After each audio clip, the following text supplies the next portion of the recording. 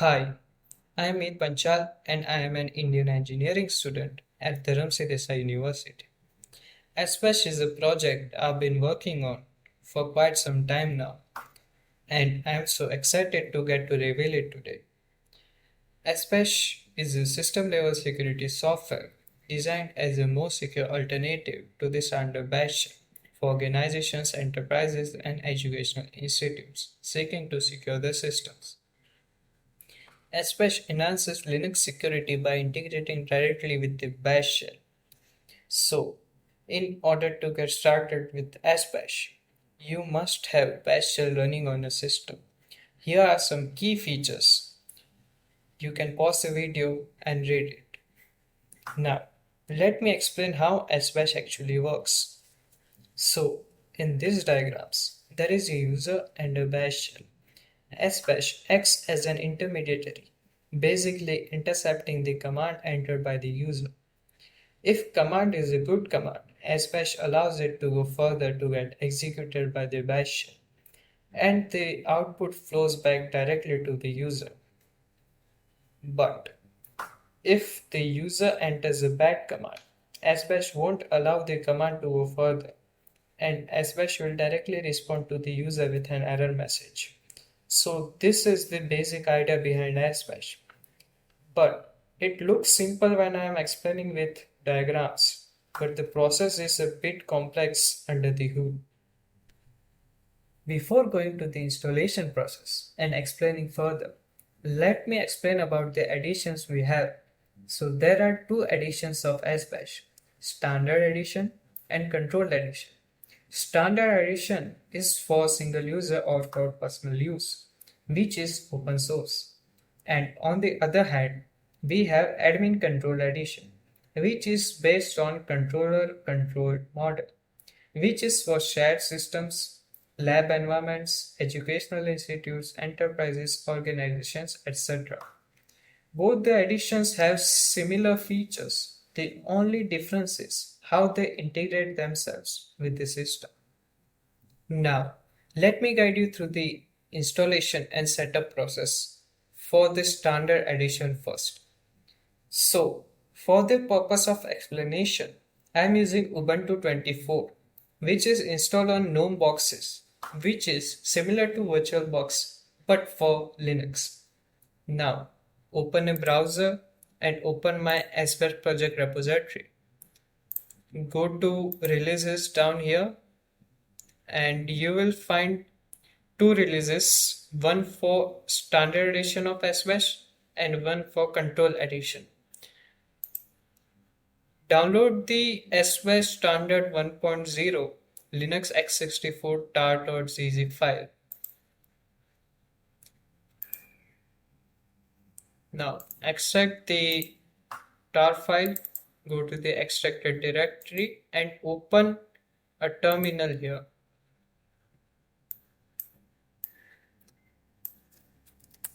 Now you can see there are 5 files.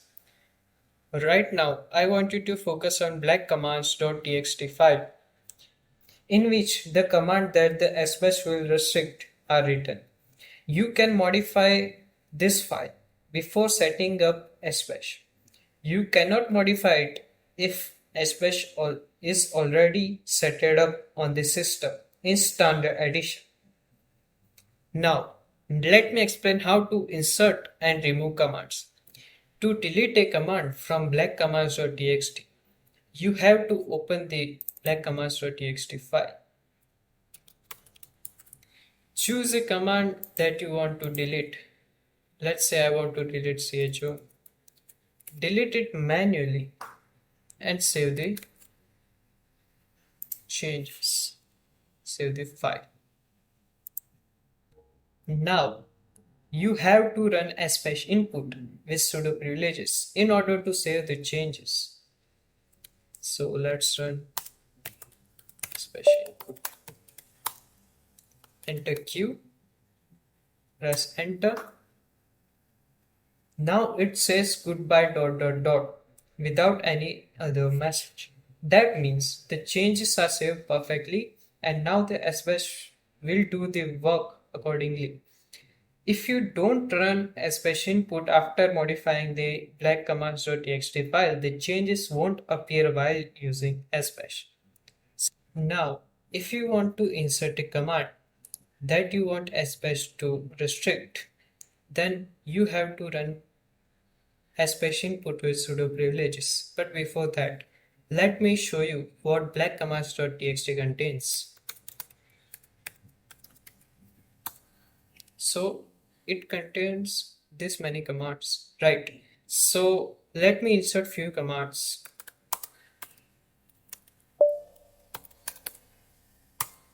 So it will tell you to enter command. So let's say I want to restrict mkdir command. Command insertion successful.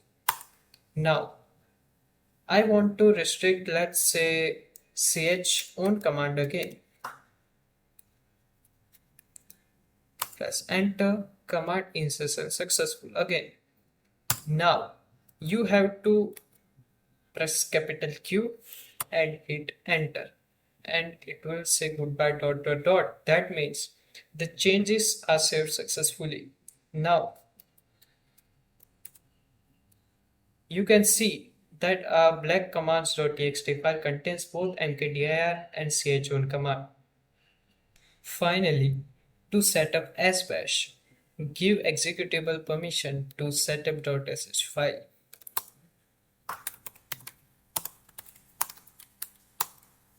And now run setup file with sudo privileges.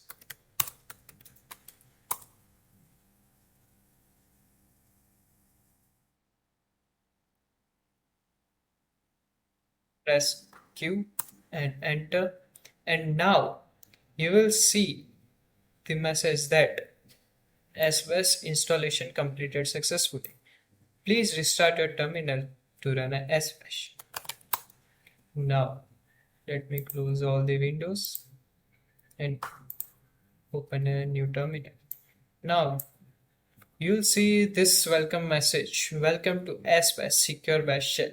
So now sbash is successfully set up on our system, and now we can use it. So this is how you can install standard edition of sbash on your system. Now to uninstall sbash from your system, run the following commands.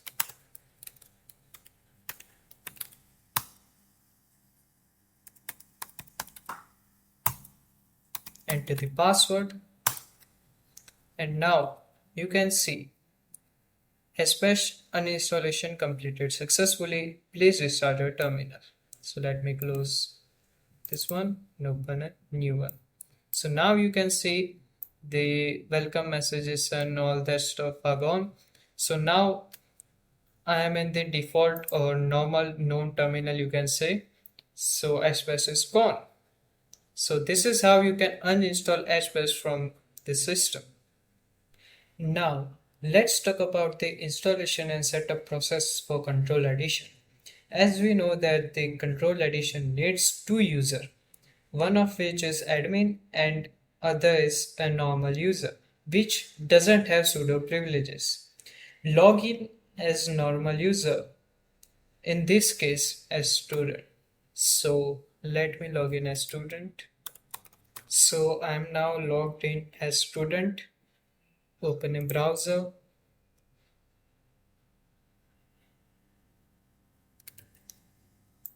Open the repository. Go to releases. Download the sbash control edition tar file. Extract the file.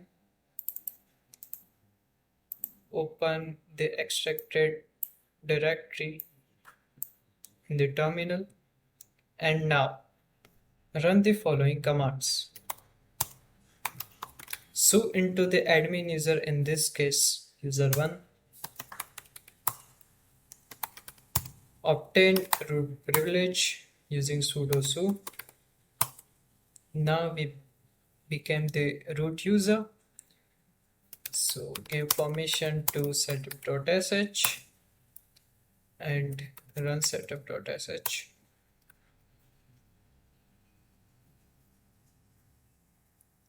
Press Q, enter, and Sbash installation completed successfully. Please restart the terminal to run Sbash. So let me close all the terminals.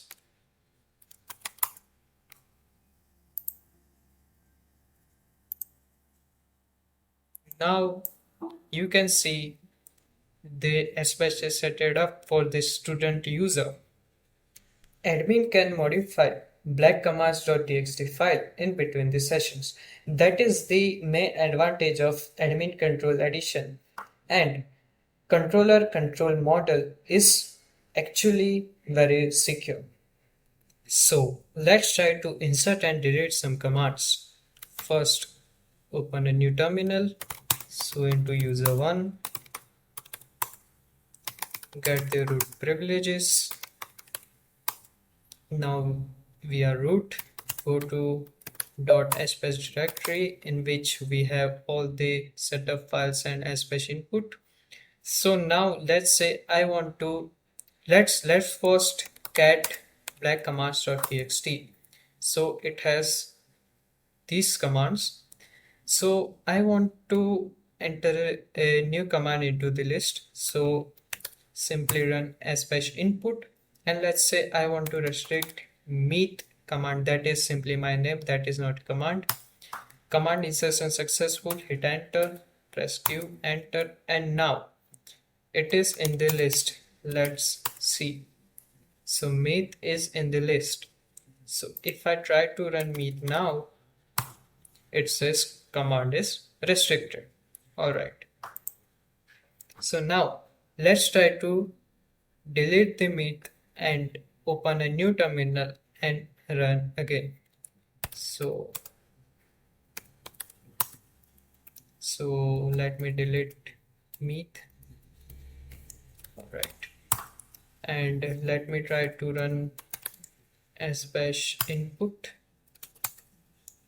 You have to run sbash input in order to save the changes. I have told you before, right?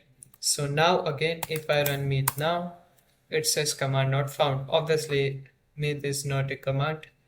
Alright. Let's see how we can uninstall or unset the control edition of sbash. So into admin user, get the root privileges, go to .sbash directory. Now simply run uninstall binary or executable, and sbash uninstallation completed successfully. Please restart your terminal. So let me close the terminal, open it again.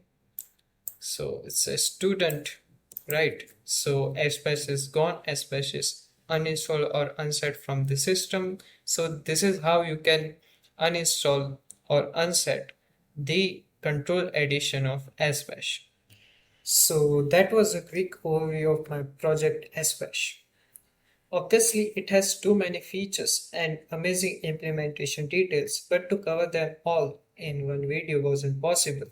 So, to sum up, I think this project, especially Control Edition, can be used at production level. Though I used SMA, static memory allocation, but it doesn't take much space. So, yeah, so that was it. Thank you for watching and taking the time to know about my project.